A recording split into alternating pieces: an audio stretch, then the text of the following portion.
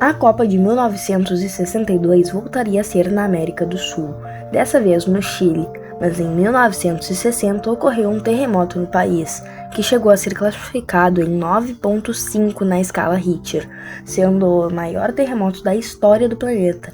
E assim, a Copa poderia sair de território chileno e até mesmo da América do Sul, mas os governantes do Chile garantiram à FIFA que o país se reconstruiria e estaria apto a sediar a Copa, mas tendo que diminuir suas sedes para apenas 4. E assim a FIFA autorizou e aconteceu a Copa do Mundo de 1962. O Brasil caiu em um grupo com México, Tchecoslováquia e Espanha. O primeiro jogo aconteceu no dia 30 de maio de 62, contra a seleção mexicana, e o Brasil ganhou por 2-0, com gols de Zagallo aos 56 e de Pelé aos 73. E assim o Brasa começava embalado na competição, mas no segundo jogo, contra a Tchecoslováquia, logo no início do jogo, Pelé sofreu uma grave lesão, mas na época ainda não existiam substituições. Assim o Rei acabou jogando o resto da partida, mesmo mancando muito, para não deixar o Brasil com um a menos em campo. Mas na partida pouco aconteceu, e assim acabou em 0-0. Após esse jogo, foi informado que a lesão de Pelé o tiraria de toda a Copa. Assim, com os brasileiros depositando toda sua confiança em outro gênio, Garrincha, que ainda se envolveria em uma grande polêmica nesta Copa. No último jogo da fase de grupos, o Brasil pegava a Espanha, e nesse jogo tivemos a primeira grande confusão de arbitragem na Copa, quando, já ganhando por 1-0, a Espanha teria um pênalti cometido por Nilton Santos, mas o lateral brasileiro deu 2 passinhos para frente, saindo da área, a fim de que o juiz, que chegou atrasado no lance, achasse que havia sido apenas falta, e deu certo. Mas na cobrança de falta, Puskás, ele mesmo, o húngaro, ele se naturalizou espanhol, inclusive, obviamente, fez uma linda bicicleta, fazendo 2-0 para os espanhóis, mas o juiz novamente falhou, marcando um impedimento inexistente. Outra coisa também, vai saber, né? Mas a explicação oficial foi de impedimento, anulando o gol espanhol e mantendo o placar em só 1-0. E aos 72 minutos apareceu Amarildo, que estava com a simples missão de substituir Pelé, e empatou o jogo, e novamente ele, aos 86, marca, virando o jogo para o Brasil e fazendo a seleção chegar ao mata-mata. Nas quartas de final, o Brasil enfrentou a Inglaterra e aos 31, Garrincha fez o seu primeiro na competição e abriu o placar. Mas aos 38, os ingleses chegam a empate com o gol de Hitchens, e assim se encerrou o primeiro tempo. Brasil 1, Inglaterra também. E pouco depois da volta do intervalo, Vavá faz o seu aos 53 e coloca o Brasa na frente. E apenas 6 minutos depois, Garrincha faz o seu segundo e abre uma boa vantagem para a seleção. E assim ficamos administrando o resultado. E acabou o jogo. Brasil 3-1 e classificação para as semis.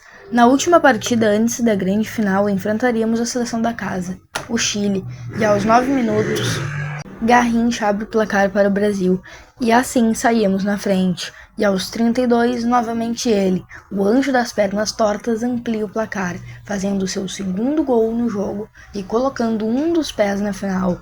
Mas aos 42, os chilenos descontam e acaba a primeira etapa, Brasil 2, Chile 1. E no começo da segunda etapa, Vavá marca aos 47 para o Brasil, abrindo uma vantagem de 2 gols novamente, mas aos 61 eles diminuem a diferença. Mas isso não afeta o Brasil, que vai para cima e marca o 4-2, colocando o Brasil em sua segunda final consecutiva. E com o jogo já resolvido, um momento mais polêmico de toda a Copa, quando, aos 83 minutos, Garrincha é expulso e estaria de fora da grande final. Mas a seleção entrou com um recurso na FIFA e também deu recursos aos árbitros, se aqui você me entende. E o juiz da partida não havia colocado a expulsão na súmula, e em julgamento disse que nem viu o lance, e o expulsou pois o Bandeirinha teria denunciado uma agressão. E quando chamaram o Bandeira, adivinha o que aconteceu? Ele já havia sumido dali, já tinha voltado para casa, E sem o discurso dele, Garrincha foi absolvido e estaria livre para a final. E vários anos depois foi confirmado que o bandeiro uruguaio havia recebido dinheiro da CDB, hoje em dia CBF, e a quantia era de $10.000, mas ele só recebeu metade, pois o resto ficou com um outro árbitro de outro jogo que lhe entregou o dinheiro. E há uma história também de que o presidente do Brasil havia mandado uma carta FIFA para tentar a libertação, assim como o governo do Chile, que queria Garrincha na final para aumentar o hype. E então chegamos ao dia 17 de junho de 1962 e o Brasil entrava em campo na final contra a Tchecoslováquia em busca do bicampeonato e rolou a bola no Estádio Nacional do Chile.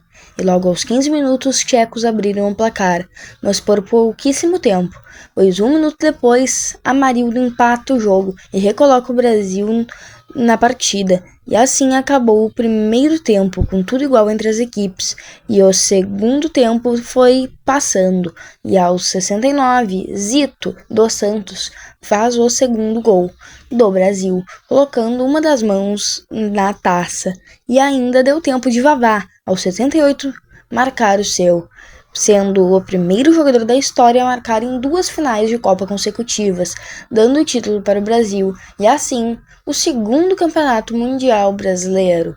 E embora não tenha marcado gol na final, Garrincha foi eleito craque da Copa, e assim o Brasa chegava à sua segunda estrela, depois de muita polêmica e futebol. Esse foi o vídeo, muito obrigado se você assistiu até aqui. Se você não assistiu o primeiro episódio dessa saga, que foi sobre a Copa de 1958, passa aí no canal e assista. Sábado tem mais um episódio, dessa vez sobre a Copa de 70. Muito obrigado a todo mundo que assistiu até aqui. Deixa o like, se inscreve e comenta para apoiar o canal e esse tipo de conteúdo que é muito trabalhoso de fazer. Valeu e tchau!